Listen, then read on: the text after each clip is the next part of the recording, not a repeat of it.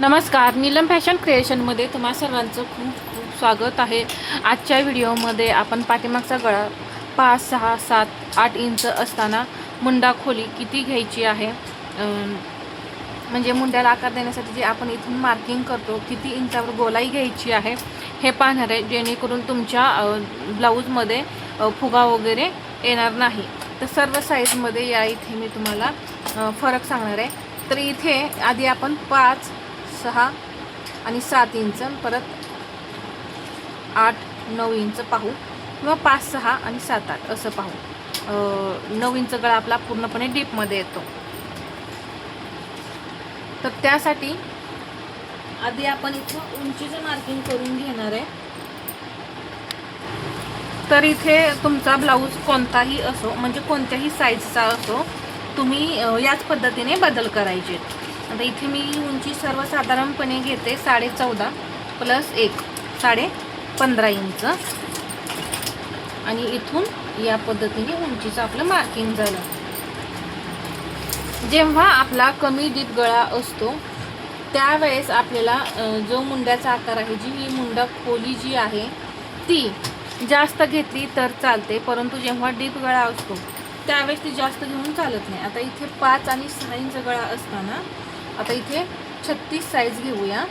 तर डीपमध्ये आपण 5.5 इंच गळा घेतो, तर 5-6 इंचामध्ये इथे मी 6 इंच इथं शोल्डर घेतलेला आहे, आणि इथे अजून एकदा 6 इंचावरती अशा पद्धतीने मार्किंग करून घेऊन 6 इंचावरतीच मी मुंडा घेते। मुंडेची उंची किती घेतली आपण? 6 इंच। कुठे कुठे काय काय बदल मी सर्व तुम्हाला समजावून सांगणार आहे। तर इथे छाती आपली 34 इंच आहे, त्याचा चौथा भाग किती येणार? 9, परंतु गळा किती छोटा आहे? 5-6 इंचच आहे। यामुळे मी यामध्ये पाव इंच लूजिंग घेईन। पहा इथून, म्हणजे किती येईल? इथून 9.25 इंच मार्किंग करायचं या पद्धतीने। इथे 9.25 इंचावरती मार्किंग करून घेतलं। इथं लूजिंग घ्यायचं आहे, नाहीतर काय होईल, जो ब्लाऊज आहे तो आपला टाईट होणार आहे। तर डीप नेकमध्ये आहे असा छातीचा चौथा भाग 9 इंच जर तुम्ही घेतला तरी चालेल। कमी गळे असतात त्यावेळेस तुम्ही लूजिंग ॲड करायचं आहे। शोल्डरसुद्धा मोठं घेतलं, मुंडा जेवढं शोल्डर आहे तेवढाच मुंडा घेतला, आणि चेस्टमध्ये आपण पाव इंच प्लस केलं, आणि इथे हे 1.5 इंच आपलं शिलाई मार्जिन। इथे कमरेचा चौथा भाग 7.5, म्हणजे 30 इंच आपली कंबर आहे, त्याचा चौथा भाग 7.5, त्यामध्ये मी 1 इंच टक्ससाठी प्लस केलेलं आहे, आणि इथे हे 1.5 इंच मार्जिन। आता हे जोडून घ्यायचं।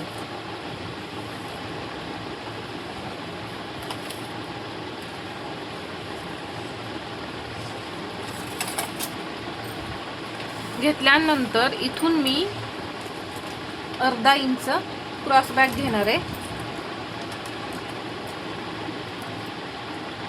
एक तिरकी लाईन अशी ओढून घेते। आता इथे जवळपास तुम्ही 2.5 इंच गळा रुंदी टाकली तरी सुद्धा चालेल। गळा आपण 5 इंच ठेवू, त्यामध्ये अर्धा इंच मार्जिन 5.5 इंच, आणि इथूनही मी 2.5 इंच घेतलं।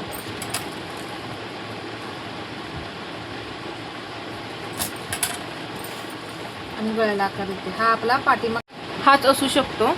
तर आता इथे मुंडा खोली किती घ्यायची, आता इथून खोली किती घ्यायची हे मी सांगते। जेव्हा तुमचा गळा जो आहे तो कमी असतो त्यावेळेस तुम्ही 1.5 इंच घेतलं तरी चालेल। तर इथून मी हा 1.5 इंचावरती असा पॉईंट दिला, इथून एक तिरकी लाईन ओढून घेते पहा, आणि इथून असे हे आकार द्या। 5 आणि 6 इंचाला इथे मी तुम्हाला हा आकार सांगितला, कारण हा गळा जो आहे तो जास्त पसरत नाही, थोडाच, अगदी थोडा किंचित असा हा पसरतो, त्यामुळे हा भाग इकडे जास्त नाही जात, आणि इकडे कमी अंतर गेल्यामुळे इकडे सुद्धा हा डाऊन जास्त होत नाही, त्यामुळे इथला कपडा जो आहे आकाराचा तो असा एका जागी गोळा झाल्यासारखा नाही होत, त्यामुळे तुमच्या मुंड्यामध्ये अजिबात घोळ येणार नाही। परंतु जेव्हा तुम्ही डीप नेक कटिंग कराल, जेवढा इथं तुमचा डीप नेक असेल तेवढा गळा तुमचा पसरणार आहे, त्यावेळेस मात्र तुम्हाला इथे कमी घ्यायचं आहे। आता इथे मी 5 आणि 6 इंचासाठी 1.5 इंच घेऊन दाखवलं. परत तुम्ही काय करायचं, अर्धा इंच शोल्डर जोडण्यासाठी सोडून इथून तुम्ही हा राऊंड मोजून घ्यायचा आहे.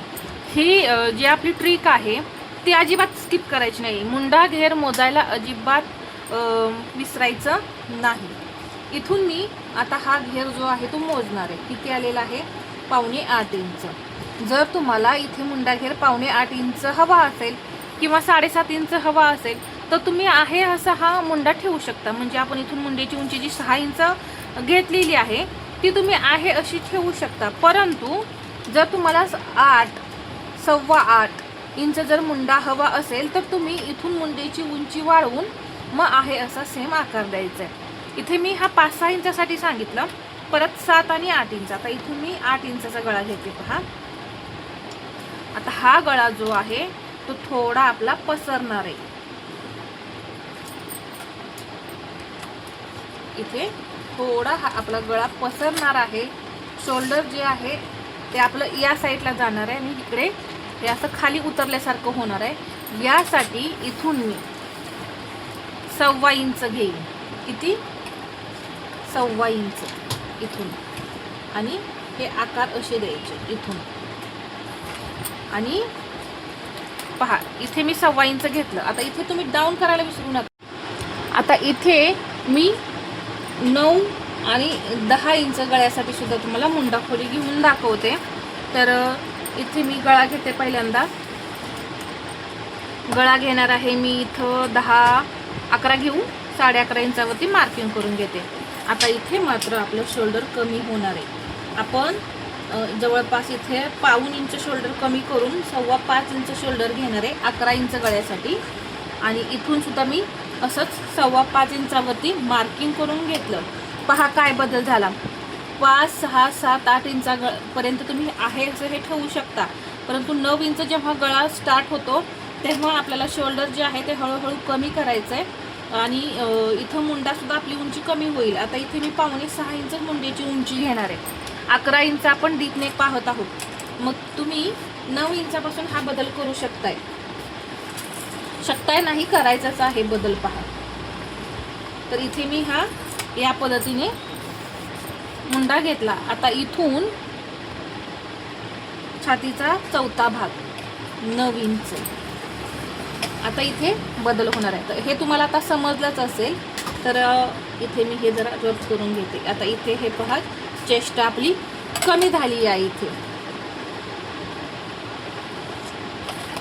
आणि इथून पुढे हे 1.5 इंच मार्जिन. जे 1.5 इंच आपण लुझिंग घेतलं होतं ना ते इथे कमी होणार आहे. शोल्डर कमी होणार आहे. मुंडा कमी होणार आहे. कारण गळा खूप पसरतो. जेवढं तुम्ही डीप जाल तेवढं गळा पसरतो. आता इथे सुद्धा मी अर्धा इंच क्रॉस बॅक घेतला.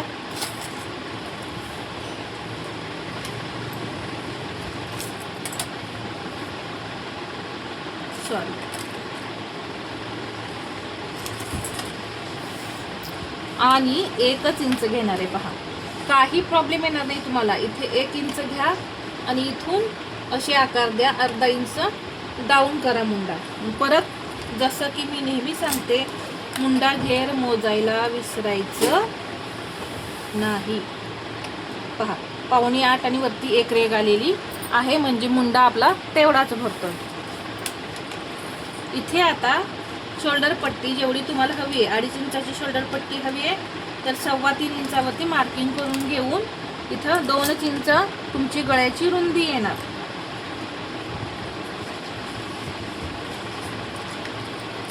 आणि इथे असं या पद्धतीने बॉक्स तयार करून घ्यायचा. जर तुम्ही शोल्डर इथे मायनस नाही केलं तर तुमचं शोल्डर नक्की पडणार आहे. आणि या पद्धतीने तुम्ही जर आकार नाही दिले तरी सुद्धा तुमच्या मुंड्यामध्ये घोळ येणार आहे. तर अशा पद्धतीने मुंडा खोलीमध्ये बदल करायचा. तर 5-6 इंचामध्ये ही जी खोली आहे इथून ती 1.5 इंच घ्यायची. 7-8 मध्ये तुम्ही 1.25 इंच घ्या आणि 9 पासून पुढे